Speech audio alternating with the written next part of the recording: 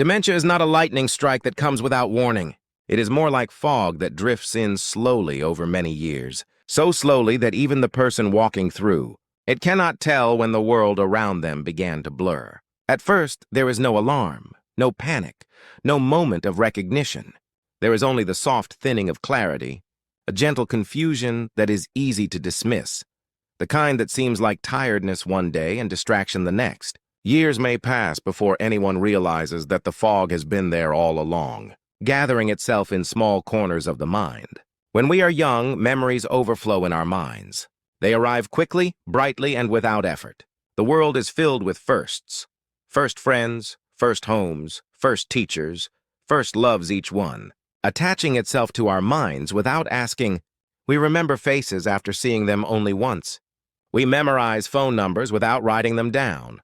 And we find our way even in unfamiliar neighborhoods without maps or instructions. Our brains at that time are like open books with endless pages, ready to store names, sounds, directions, emotions, and stories in vivid detail.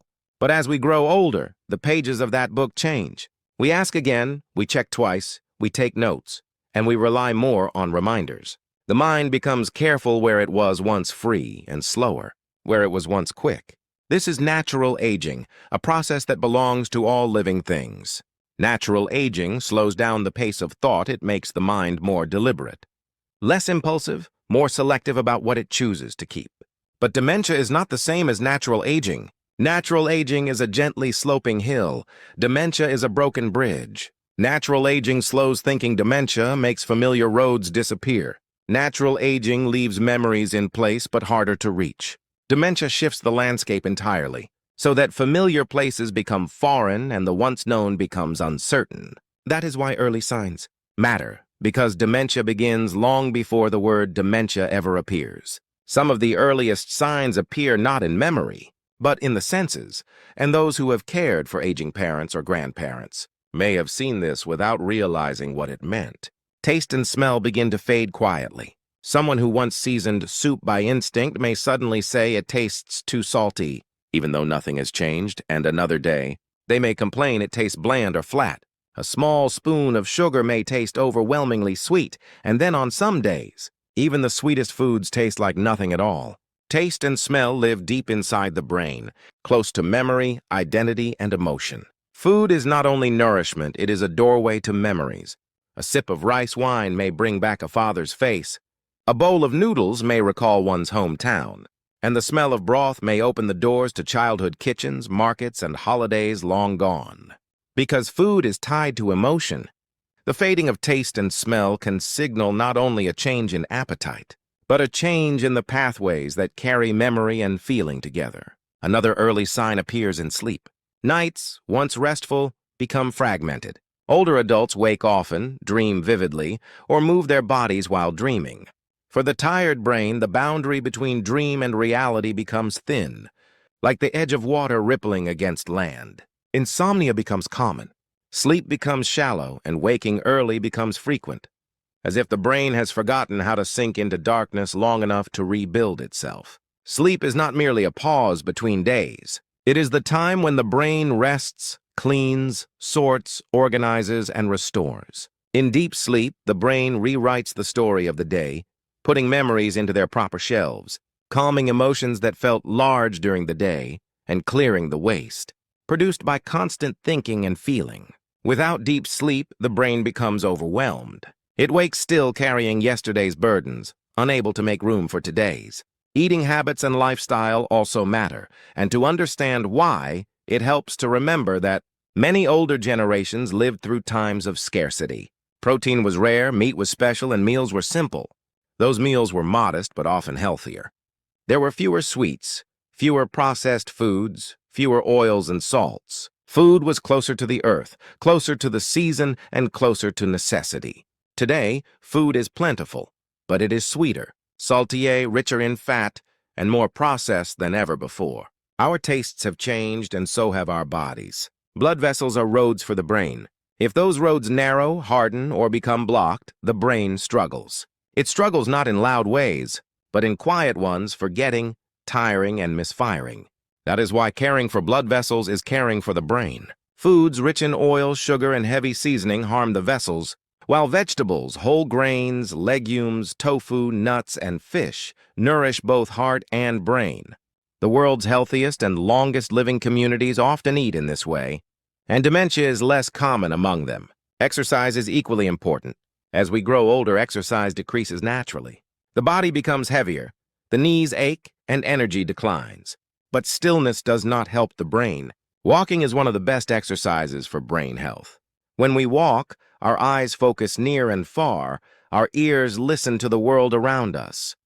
Our legs balance, our heart pumps, our lungs breathe, and the brain coordinates all of it without complaint. Walking also calms thoughts and emotions. It organizes the mind just as sleep does, but with the added order of motion and rhythm. Activities involving the hands are also helpful: knitting, cards, writing, puzzles, instruments. The fingertips are deeply connected to the brain, and moving them wakes the mind. Conversation is another form of exercise. When we speak, we retrieve memories, organize thoughts, share feelings, and laugh. But as we age, we speak less. Many live alone, children live far away, and families become busy. Yet conversation stimulates the brain. In earlier times, people talked at markets, at neighborhood wells, or while trading goods. Those interactions kept the brain active, engaged, and socially connected. Now many spend long hours alone with a television or digital device. Quiet can be peaceful, but too much quiet weakens the brain. If an aging parent suddenly speaks less, it may not be personality, it may be effort. Dementia affects not only individuals, but also families. It disrupts routines, meals, outings, medication, and sleep. Emotions may shift quickly. Families become tired, frustrated, or guilty. But dementia is no one's fault. It is the result of a tired brain and can happen to anyone. Dementia is not only a disorder of memory, it is a disorder of time. Childhood memories remain clear while yesterday becomes blurry. Names disappear, but faces remain. Relationships fade, but affection stays. Emotions outlast memory. A mother may forget her child's name, but still recognize warmth in the touch of a hand. A father may forget details, but still feel love. Preventing or delaying dementia is not about dramatic treatments. It is about daily habits: one more walk, one more glass of water, one more conversation, one more quiet night of sleep, one less spoon of sugar, one less pinch of salt, and one more smile. Trees do not grow in a season.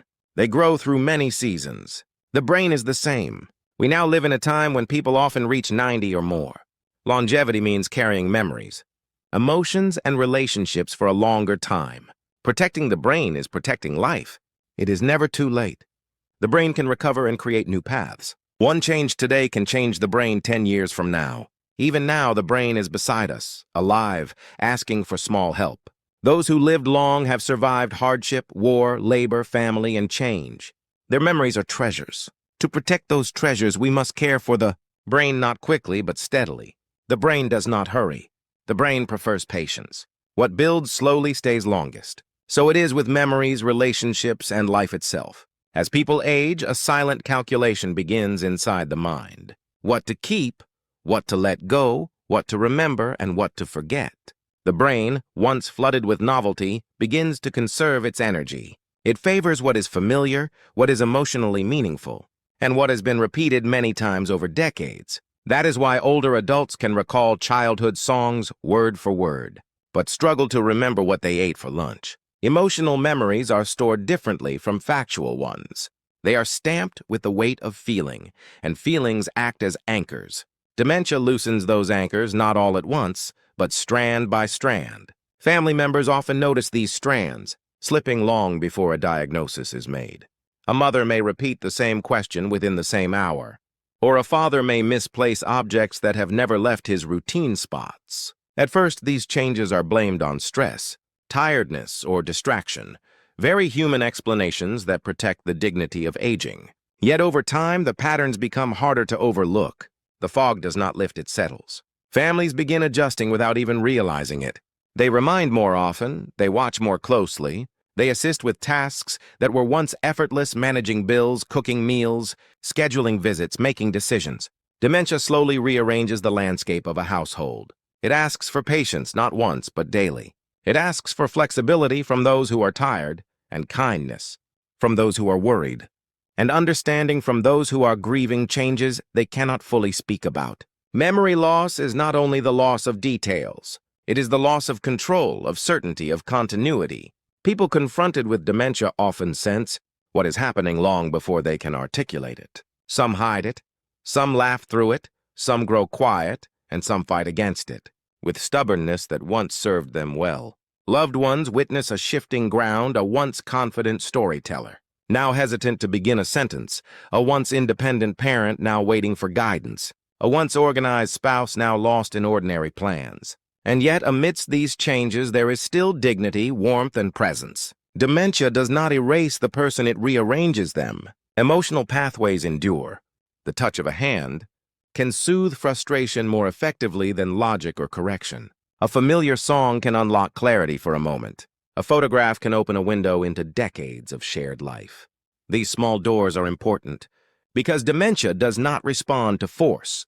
It responds to gentleness. Daily habits play a significant role in prevention and delay. The brain thrives on routine eating at consistent times, walking at familiar hours, sleeping in patterns that respect the day and the night. Water, though simple, as vital dehydration makes confusion worse. Conversation keeps the brain awake. Laughter keeps it flexible. Social connection keeps it meaningful. And purpose, no matter how small, keeps it alive. Gardening, caring for a pet, cooking simple meals, organizing drawers, folding laundry, reading aloud to a grandchild, these tasks tether the mind to the world.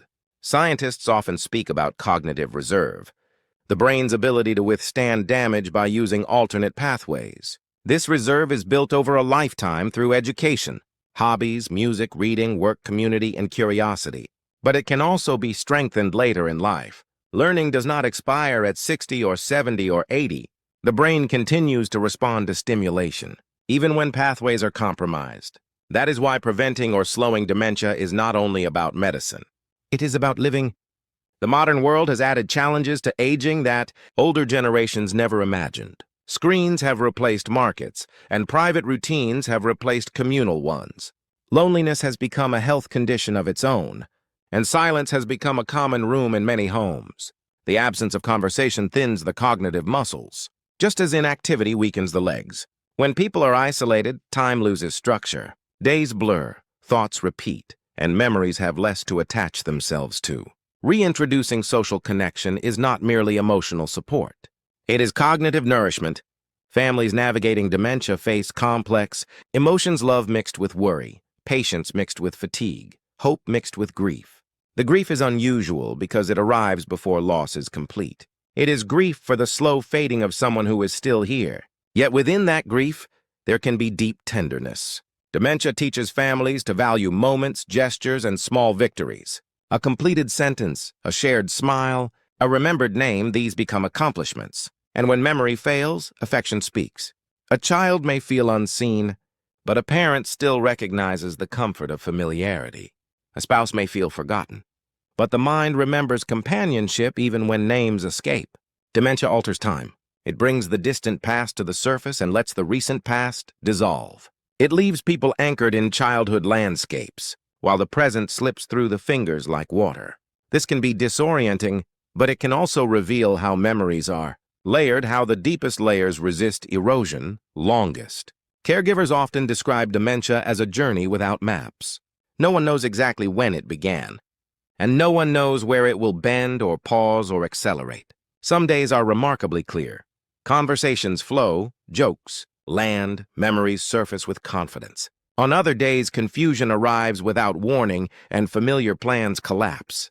The unpredictability is one of the greatest challenges families plan for stability. But dementia moves in waves.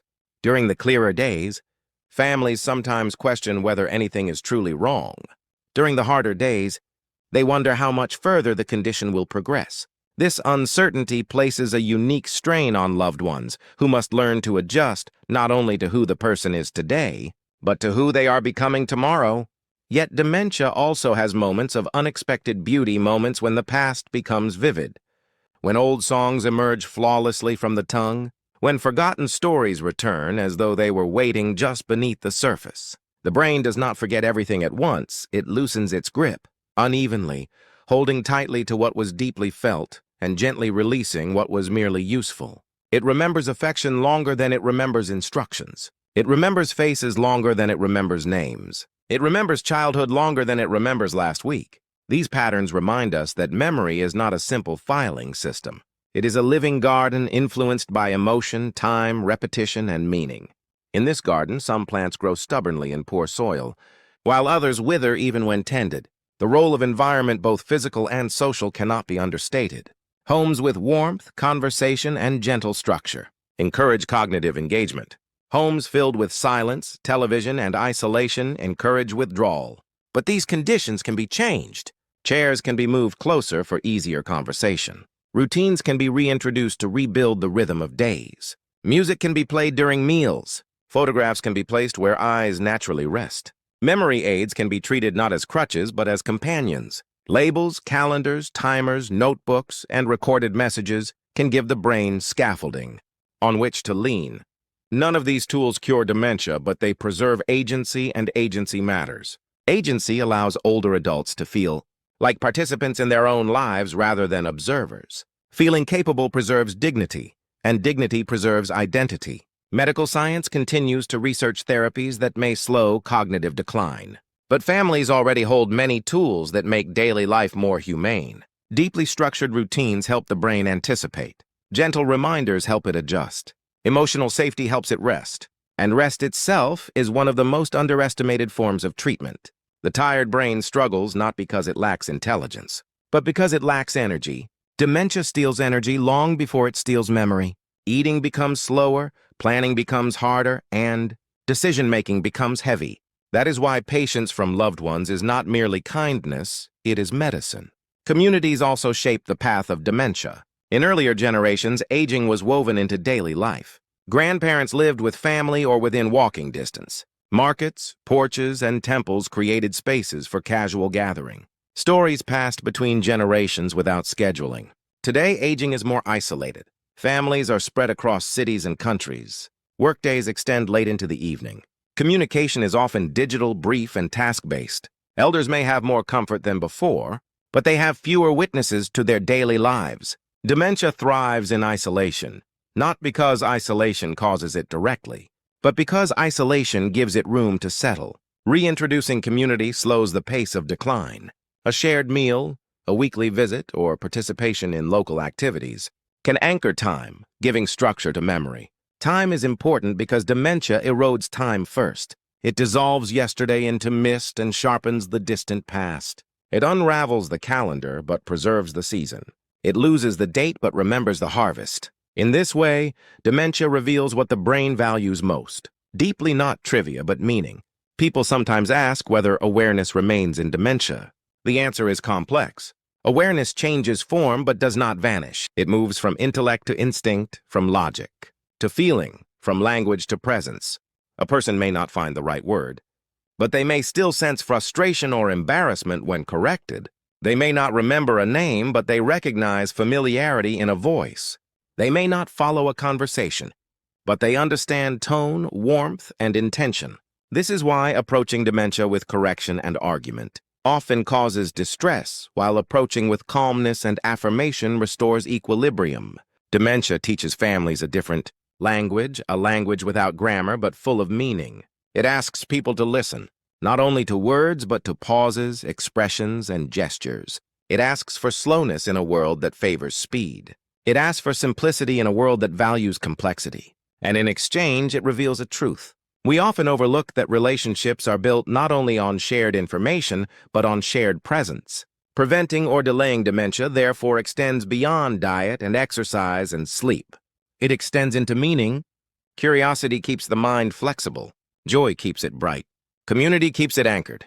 Purpose keeps it forward-facing. Older adults who wake with something to anticipate, be it a garden, a book, a friend, or a small responsibility, maintain cognitive vitality longer than those who drift without structure. The brain, like any living system, seeks direction. It seeks stimulation. It seeks relevance. When it has these, it continues to grow not upward and outward as in youth, but inward and deeper, strengthening the pathways that matter most. In the quiet of later life, the brain rearranges its priorities. It lets go of what is no longer needed and holds close what has shaped one's identity: affections, traditions, rituals, and memories. Dementia does not erase the core of a person. It alters the pathways through which that core is expressed.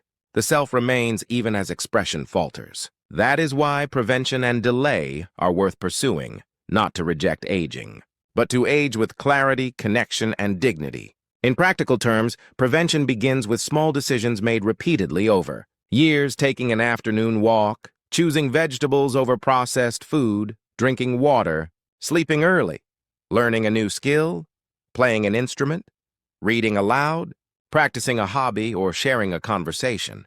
The brain thrives on repetition and novelty at the same time. Repetition preserves what is known. Novelty builds cognitive reserve. When both are present, the mind remains balanced, like a tree that deepens its roots while extending its branches. Families, communities, and societies all play a role. No one delays dementia alone.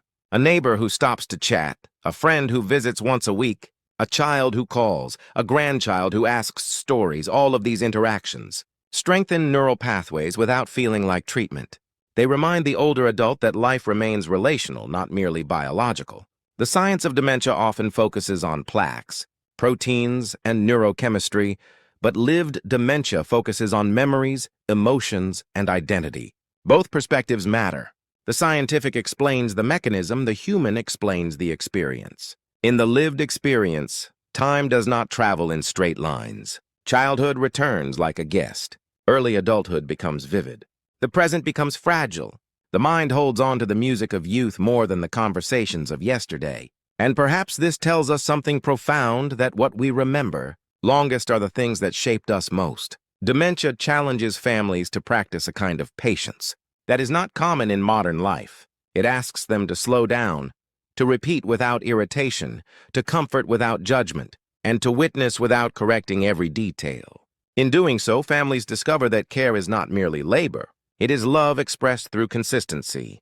There is no perfect way to care for dementia, just as there is no perfect way to age. Each person's journey is shaped by personality, history, culture, resilience, and circumstance. But what remains universal is the truth that the brain responds to care. It responds to music, to touch, to routine, to praise, to beauty, and to warmth. These responses remind us that dementia does not eliminate value.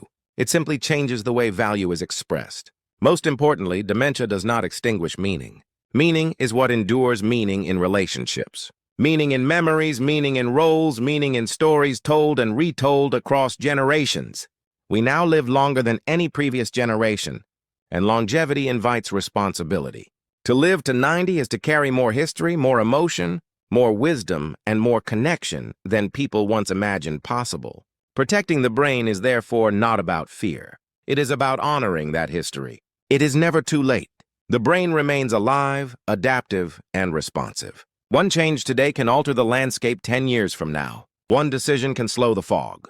Even now, the brain is beside us, asking for gentle support.